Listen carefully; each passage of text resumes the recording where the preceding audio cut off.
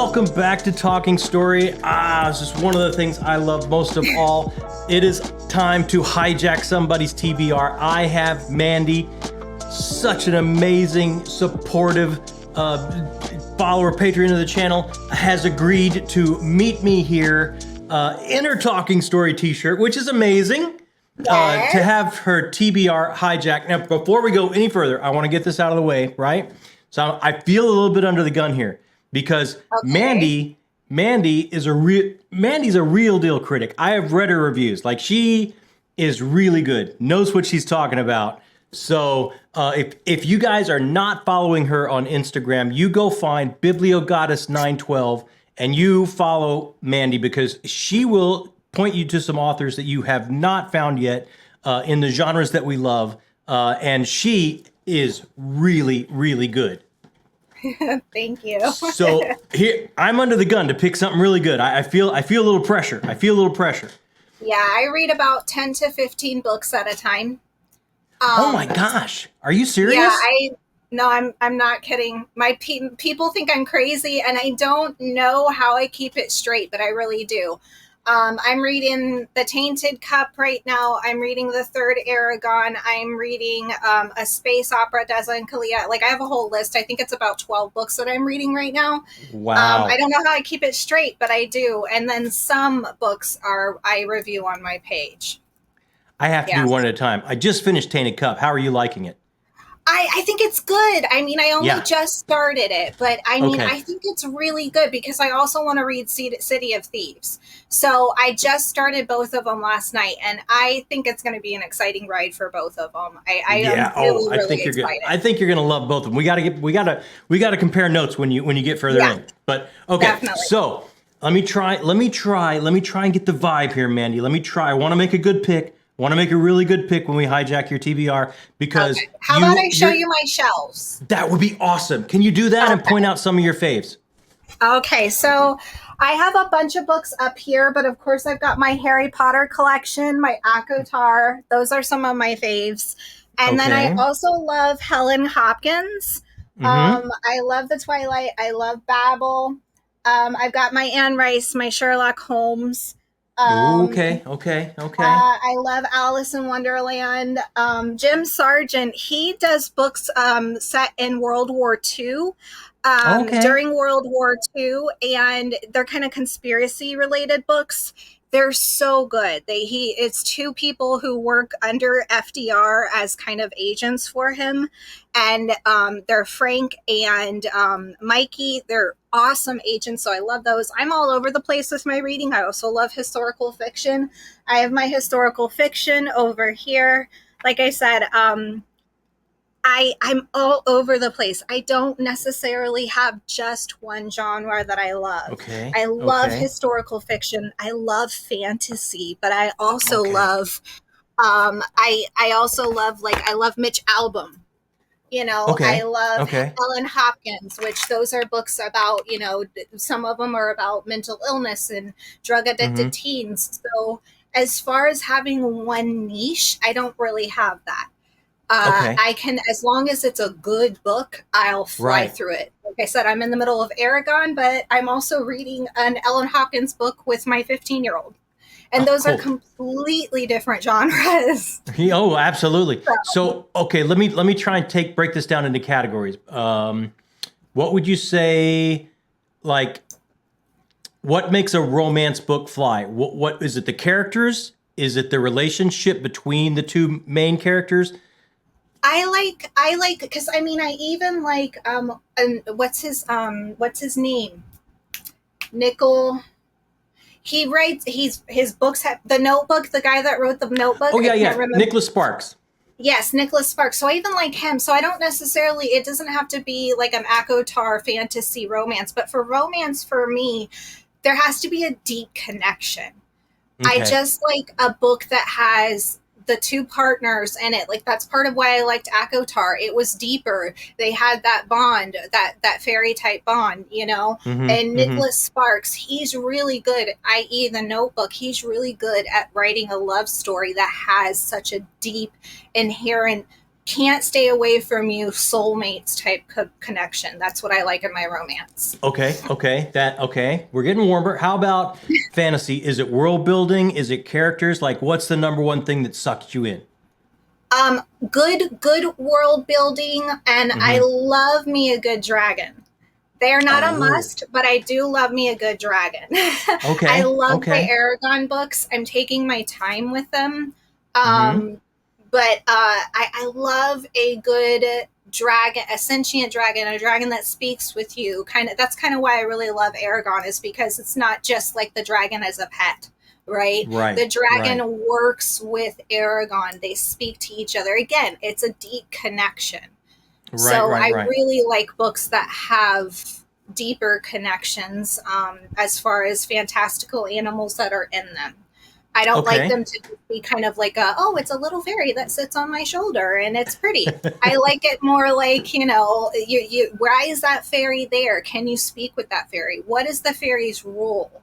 That I want the fantastical creature, i.e. the dragon, to have a real role in the story. Got it. Okay. What about let me touch on, like, do you do sci-fi, or is that a genre that you're just... I love sci-fi. I'm also reading Deza and Kalia is a sci-fi, space opera. So the author had reached out to me about that, and that's excellent. That's really, really good. I love that. I'll have to share that book with you because send that title to me. Send that title to me. Okay. It's Deza and Kalia. I know that. I just don't remember the rest of the title. Yeah, and send me the author's name too when you send it. I will. Okay. All right. Let me shift gears a little bit here, Mandi. Give me let's think movies. Give me your favorite drama movie of all time. Let me try to start narrowing down. Man on Fire. Oh, okay. Man on Fire. Because my dad was a military man. I don't like to talk about my background, but I did serve, and as well as he was a Marine. And I come from a family of men that, they get ish done. I love, I'm a big mama bear myself. And if I need to, I have the skills to go out there and take care of business. So when it comes to drama, I like any drama. Like, I also like Lucy, right? Where she gains those skills, or he already has those skills. He's trained in those skills, and he knows how to kick book. He's taking names. He's getting it done. So I love a really good, well-skilled person just going out there and kicking butt. Okay. That's what I mean. I'm all over the place. You're all over. Here, this is what I'm going to do. I'm going to have you help me pick something for you. Okay. Because I've got a couple things in the hopper. I've got a couple choices. I was going to say that's why my TBR is like 5,000 books long, because I don't stick to just one genre. Right. So, let me ask you, how are you on indies? You're cool with indies, or you want to stick to more trap? I love them. That's actually one of the things that I try to highlight on my page. I just recently highlighted a space opera that was by an indie author. I love any. Excellent. So, I've got a nice dragon fantasy. Okay. I've got a romance that I read the whole series back in like late 80s. Yeah. That has kind of a fantastical bent to it, kind of like Twilight, ACOTAR, that kind of thing. A little bit different though. Okay. And I've got a genre blender that has a bunch of different things in there. But it's one of my all-time favorite books, written by a Pulitzer Prize winner. And it's everything. It'll make you, what a journey with these characters, and it's historical fiction. That sounds right up my alley. I like that. I like the sounds of that. Okay, let me throw the title out there, and you tell me if you've read it yet or not. Okay.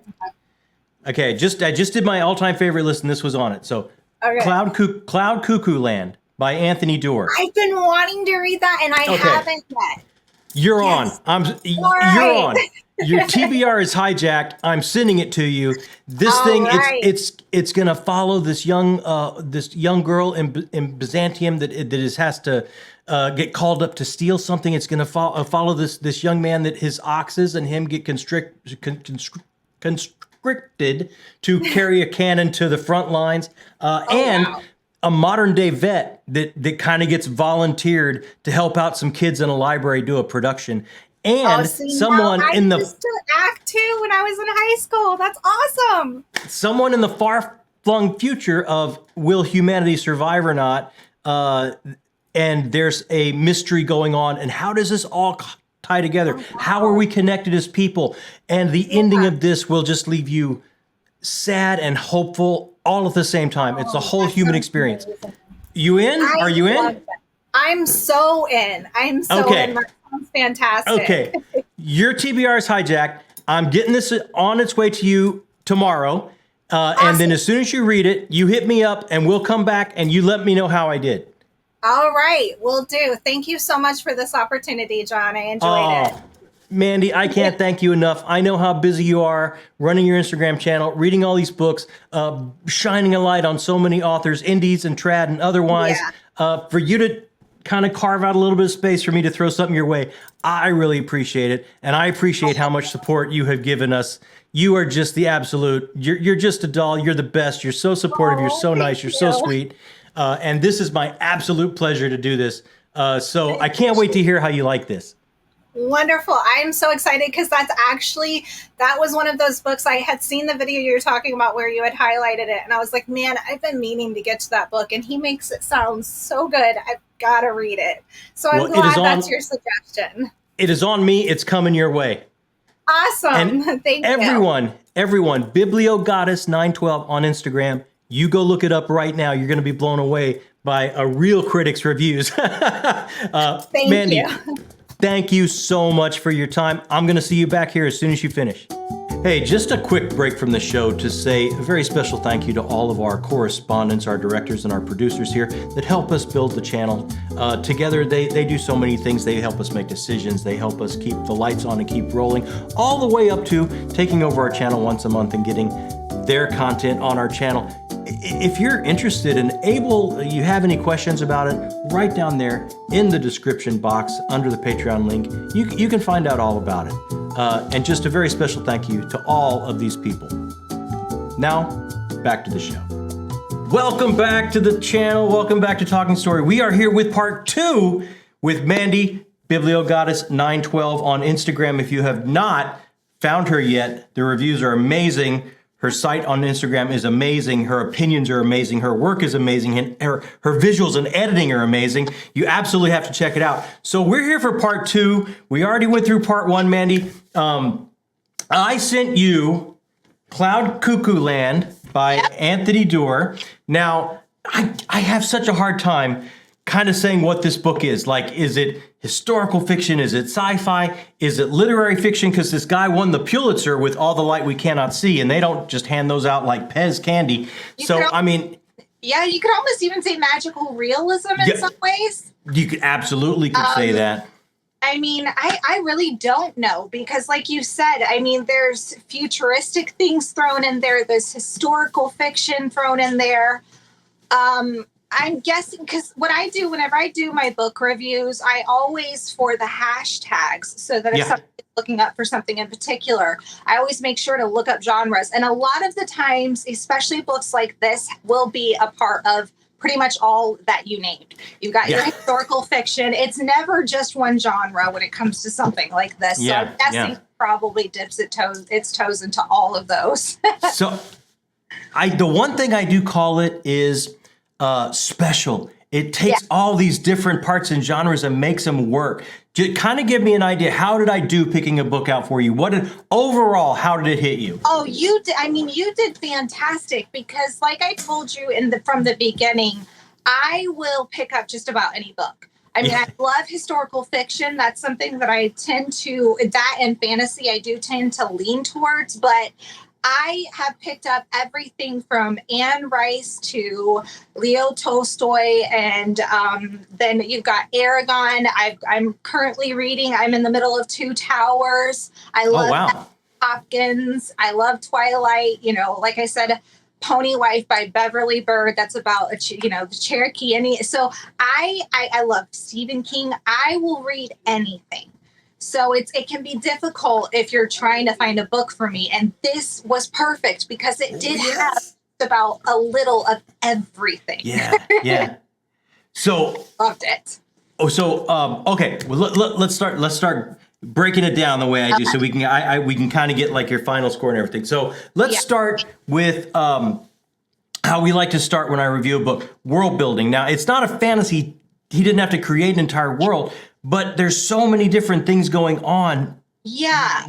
How did that hit you? The world, it's our world and yet a little different. Yeah. I mean, I would have to say, in all honesty, it's a little bit, again, it hits historical fiction, magical realism. You've got some sci-fi.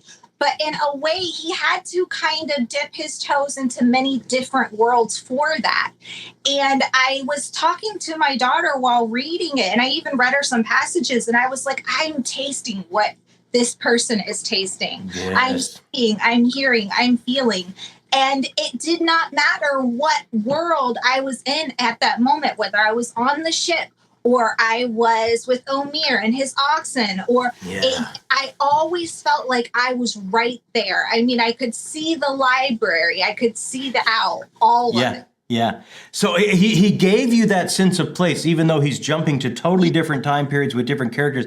Everywhere he went, you could feel, you could see, it was tangible. He does such an amazing job of sucking you in, right? Oh my goodness. Yeah. And like, I mean, with, like I said, with, moonlight and tree, and then you've got Athena, all the animals in it, and Omir with his heart going out to his animals. You felt every emotion. Like I said, you could taste what they were tasting. Like whenever the girl brought the manuscripts and the Italians had that wine, they had that wine, tasting that wine. I mean, it just everything. You could honestly, he immerses you in each world so well. Yeah. No, what time frame he's supposed to be in, and the way he ends up tying it all in was mind-boggling. Yes, with all those threads pulled together. So let's jump to plot a little bit. And there's kind of three main threads going on, right? If I remember correctly. I read this way longer ago than you did. Yeah. So help me out. We got three main threads. Okay, so I want to say, I think our three main threads... No, four. Maybe four. I think we have four, don't we? Yeah, because Four. Yeah, we've got Seymour, we've got Omir, and then we've got Zeno and Constance. Yeah. Right?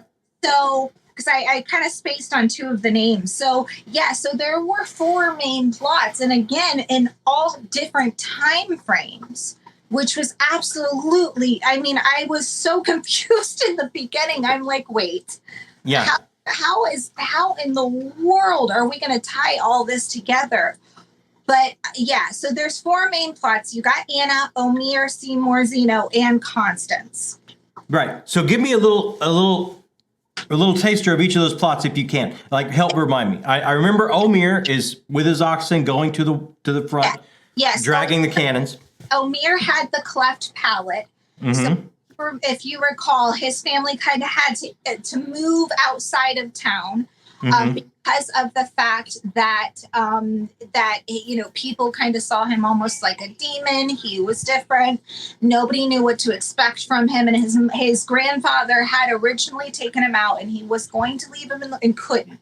Mm-hmm. So grandfather brought him back home. He was raised, but then whenever the army came, they required his oxen, and Omir was the only one the oxen would follow. Right.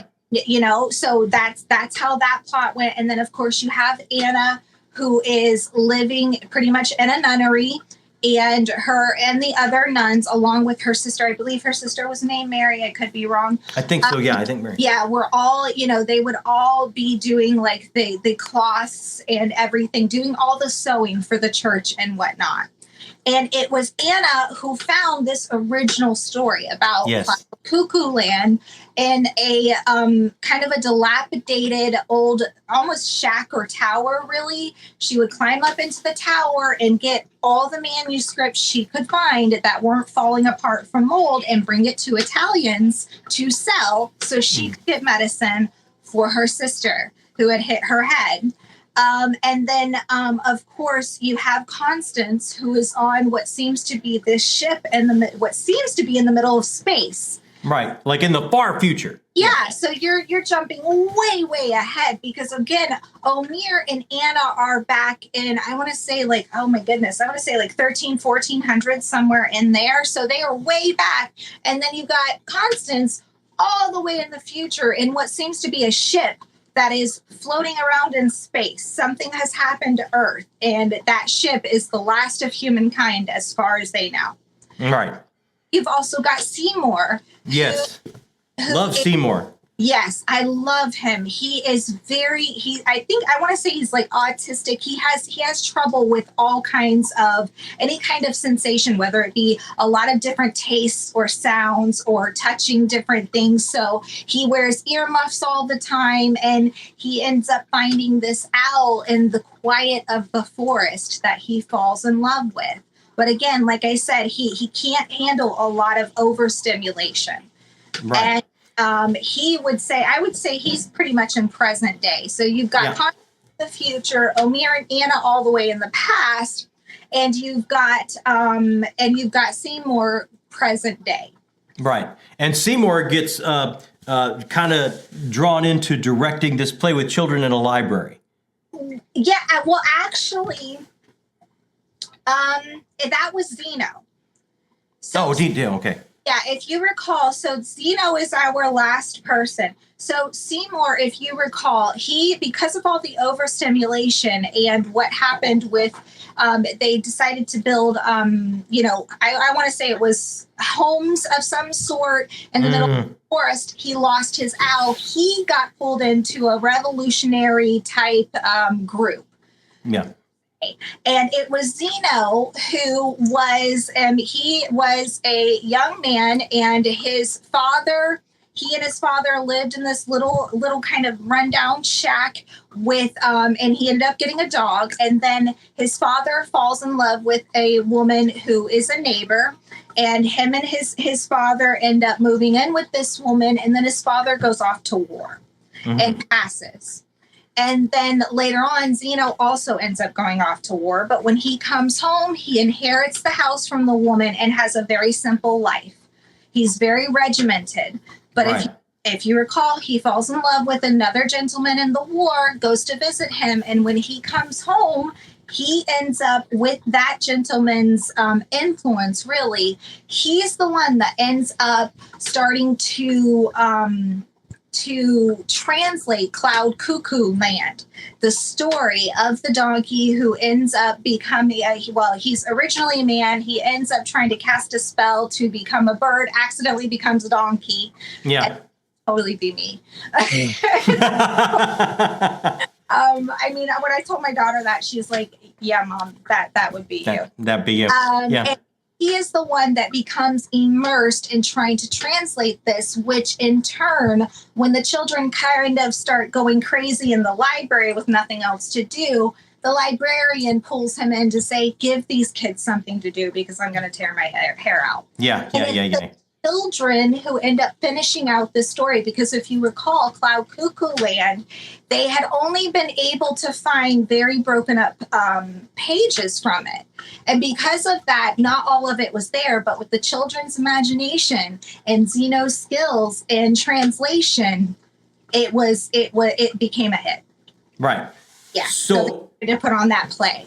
So you've got all these plot threads at all these different times, and it's the story of Cloud Cuckoo Land and the importance of story to us as a people that kind of pulls all of this together into this magical epiphany by the ending, right? And I don't want to say any spoilers because so many more people should be reading it, right? Oh my gosh, yes. And like I said, what I really enjoyed about this author is and I said it before, is like I said, anywhere in the story you are, no matter what time frame you're there. Yeah. The description. I mean, like, for example, and I can read a passage, and again, there's no spoiler. Absolutely. Go ahead. But for example, if you recall, whenever Zeno goes off to war, he ends up in he ends up a POW, prisoner of war. Yeah. And his friend was describing something to him. He said he's describing the way stories help keep people grounded. Because if you recall, being a POW, you have to find something to hold on to. You have to hold on to some piece of humanity to be able to survive something like that. Sure, yeah. Friend, his humanity was telling stories, translating things. And he said, in a time, he says, when disease, war, and famine haunted practically every hour, when so many died before their time, their bodies swallowed by the sea or earth, or simply lost over the horizon, never to return, their fates unknown. He gazes across the frozen fields to the low, dark buildings of Camp 5. Imagine how it felt to hear the old songs about heroes returning home. To believe that it was possible. Out on the ice of the Yalu, far below, the wind drives the snow in long eddying swirls. Rex sinks deeper into his collar. It's not so much the contents of the song. It's that the song was still being sung. So the story from those songs, those stories, those words brought alive. And like he said, whenever you go home and you hear, because you have to remember, at a certain time, let's go back to whenever Anna and Omir were alive, a lot of stories were word of mouth, or they were song. Yeah, the oral tradition, absolutely. Yes. And so therefore, when it came to, like, Omir ends up in the middle of a war, when it came to telling those stories when you did go home, it wasn't a song. It could have been a ballad. It could have been a story. But that's what encouraged the next generation to fight for their homes. Yes. You have to have a hero to look up to. You have to believe you can go into that kind of hell and make it back alive. And it was these songs that helped boys like Zeno and Rex trapped in as prisoners of war. So story has always been that for me. I had a very traumatic childhood, but books from the library were free. Yeah. And I could be in the middle of our apartment with no furniture, no running water or anything, but I'm reading about Harry Potter's feast, and I'm tasting the pumpkin pasties, and I'm, drinking a butterbeer. And that's why I loved this book so much, because it was a bunch of different stories and the love of storytelling and being able to tie so many different stories together that make their today. Yes. So at the end of the book, their today there's so many different threads. I kind of thought about it whenever we were talking about Anna and all the nuns that would they would be sewing. It was like those nuns were kind of sewing this story together. And found the transcripts, but those nuns, every thread that went in at the end of it, you had this tapestry of cloud cuckoo land. Yeah. That's what came in my head. All these nuns kind of sewing it together, and in the end, you had all these different stories as kind of like almost like a rainbow, but it all ties in, and at that rainbow, you've got your pot of gold right here. Yeah. I love how you say this, because these normal people in these traumatic, tragic experiences need heroes, need story. Yeah. And what this book does is it portrays these normal people and shows us that these normal people are heroic. Yes. Right? These normal people become the heroes in the telling of this story. So if we could jump to character, thinking about that, like each of these main characters in the threads, and they kind of jump back and forth, but it's never tedious. Anytime they give you a spoonful of this character, that character, when you're jumping around, it's always exactly where you want to be. You always want to get back to that character. Did you have a favorite when you were going through, or what do you have to say about characters? I've got to say, honestly, first of all, I loved all the characters. Yes. And the one I really, I don't know that I really related to anyone necessarily. I expected myself to relate to the orphan Anna, just because of my own past. But in all reality, like, I took so much from, like, I mean, I have OCD, for example, so I related to Seymour. When it came to overstimulation, I felt him on a whole new level, okay? Yeah. Here, and his love for animals. Like I told you, I got 9 dogs, all right? So Omir, and one including a service dog. And me, whenever I was reading about the services that these oxen would do and how Omir loved and cherished what work his oxen in particular were putting in, and how he tried his very best to care for them. And because of that, they worked that much harder. It's kind of like my service dog. I have epilepsy, and she saved my life more than once. You know, that's amazing. Up out of a chair. So, but we have to be in sync, just like Omir with his animals. You have to know what they need so that they can achieve what you're asking them to do. You know, in order for Lily to go and get my phone and get my medicine, I have to know that it has to be in that certain spot if I'm going to have an epileptic attack, right? You know, she has to be able to get to it. You have to set up the world around you in a way. So he would take care of his ox in a certain way, make sure their shoes were, you know, all of that. And then he'd look around and all the other oxen were falling because their owners weren't doing that. And I related to that. And then you've got Zeno and you've got Athena, who is like his dog up until, you know, and it's up until he goes to the war. But that's because he loses his father. Athena is his comfort. Yeah. Is what brings him the joy that he's not necessarily getting from the woman he's living with, because he doesn't know her that well. Yeah. Right. You know, and then Anna, whenever I loved Anna too, because of her relationship with her sister and how much she was so desperate to help her sister. And the thing with that is me and my brother were kind of partners as I was growing up. And as I've told you, I had a very traumatic childhood. I actually ended up getting adopted by his father. My father was no longer around. So, but me and my brother, he was my bigger brother. He was a little bit younger than me, but I'm teensy weensy. I'm, 5'3", I'm 90 pounds soaking wet.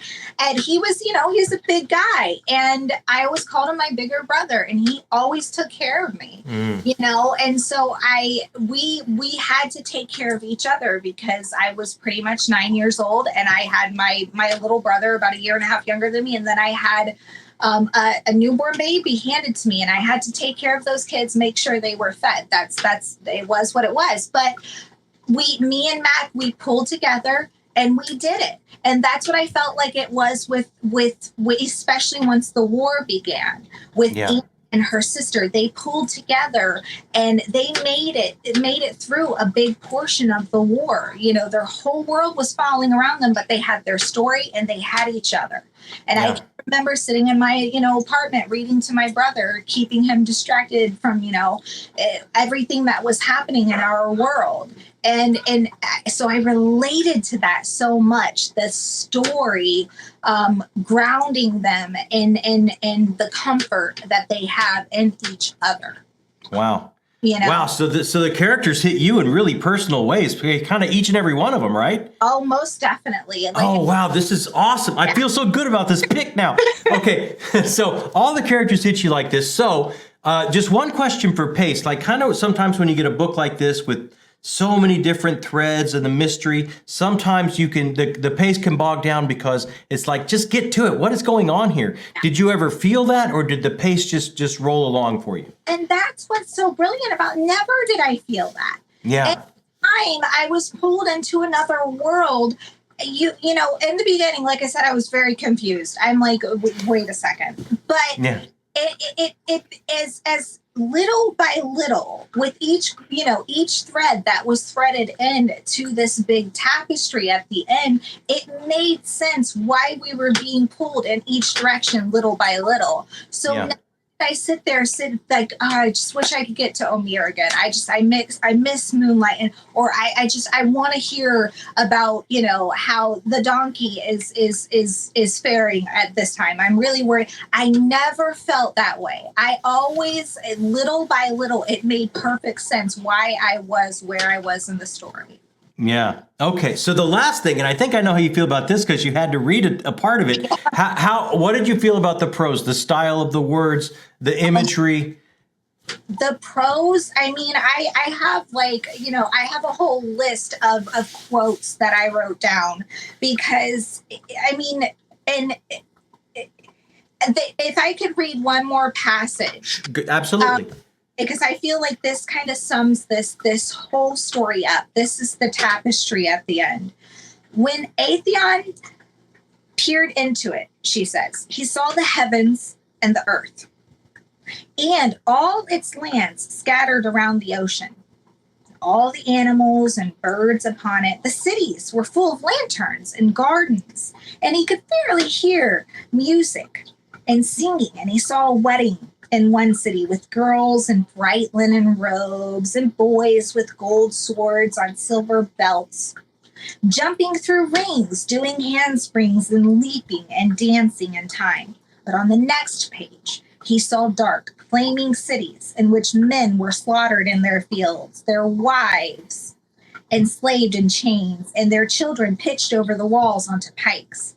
He saw hounds eating corpses, and when he bent his ear low to the pages, he could hear the wailing. And as he looked, turning the leaf over and back, Atheon saw that the cities on both sides of the page, the dark ones and the bright ones, were one and the same. That there was no peace without war, no life without death. He was afraid. And that's what I think this story is about. That, there can be no good. You cannot know what good feels like without the bad. Because if it was wonderful, then you would have nothing to compare it to. And that's what life really is truly about. And what I also like about this story is it tells the story of, in my opinion, almost like humankind. No matter how small you are in this huge tapestry, even if you're just that one thread, without you, the whole tapestry is incomplete. Yeah. It doesn't together in the end. And you've got Seymour's story. And let me tell you, like I said, I'm OCD myself, so I can completely understand being overstimulated. We haven't talked much about him, but in present day, Seymour, he and his mom inherit a mobile home, and then some builders, contractors, as they do, decide to cut down the forest where he relates to that one owl. And this enrages Seymour and absolutely breaks his heart. And then on top of that, like I said, he has a very hard time with overstimulation. So as far as trying to perhaps relate to other kids his age and things like that, that's just not something he can do, which is why when he found that owl and the nice quiet of the forest, that's why he clung so deeply to that, and why it was so traumatic when that was snatched away. And then he gets into, he gets older and he finds a way to take out all of his anger on the construction company, and he tries to go for it. And like I said, all of these stories coming together, I really do feel like it's the story of humankind and how small each of us may feel. Without us, that tapestry is not complete. Yes, that's so perfectly well said. It is the entire human experience, right? Yeah. All the way down to what we may perceive the smallest of us when we look at ourselves, and also our connection to the broader world. So many of these animal companions, for lack of a better term, or these relationships with animals that these people have factor into so large because they're touching the wider world of nature around them, right? It's just a special book. And then in all honesty, and we haven't quite touched on Constance, but Constance is kind of, like I said, she's far in the future. And it was without Anna finding the transcripts, there would be no Cloud Cuckoo Land, right? Yeah, right. And without Omir and Anna coming together, those transcripts probably never would have been saved. And then again, like I said, you have Zeno, and Zeno is the hero of the story.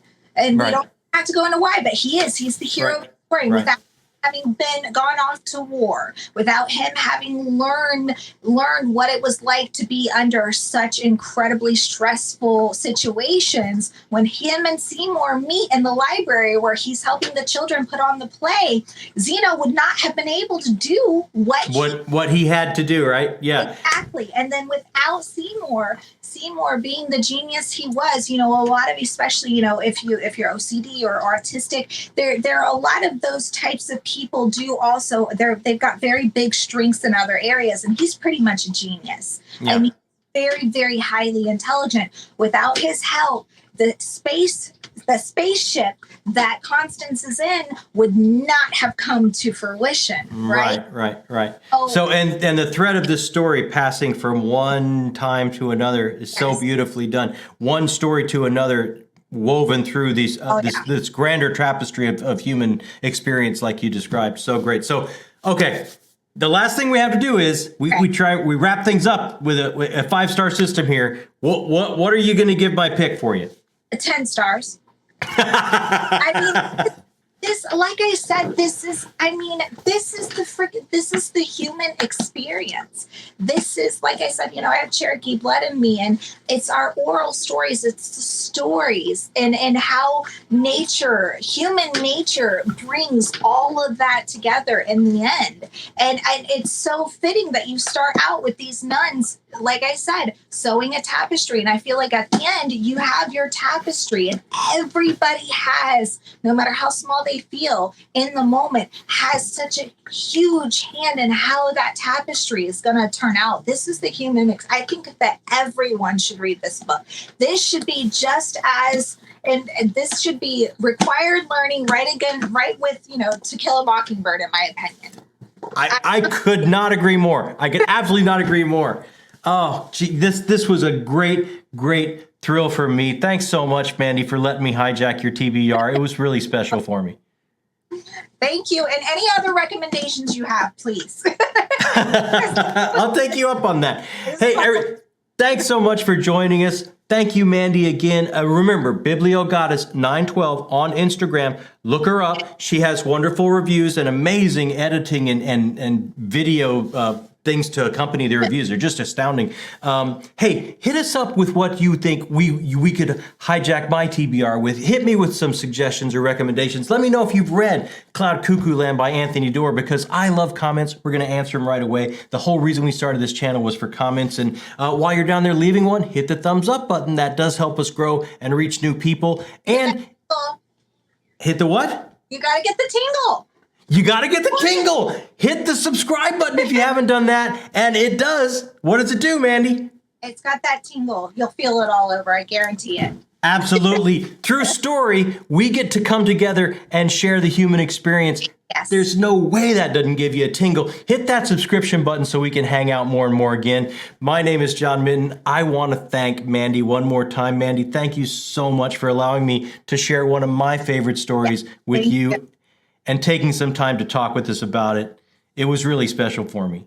Oh, yeah, definitely. I absolutely adored this. And working with you and your support and all your encouragement, I am so, so grateful you gave me this opportunity. Thank you. Oh, it was a thrill for me. Thank you guys so much. My name is John Minton. Thanks again to Mandi. Thanks for joining us here on Talking Story.